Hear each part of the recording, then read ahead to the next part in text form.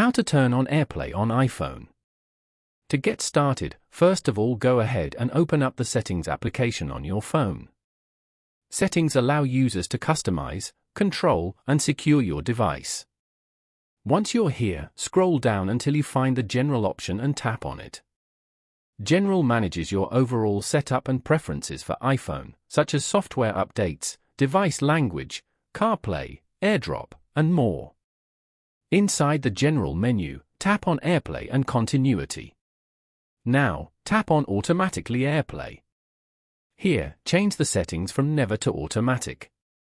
This allows your iPhone to automatically connect to nearby TVs or speakers when you're playing content from apps you regularly use with AirPlay.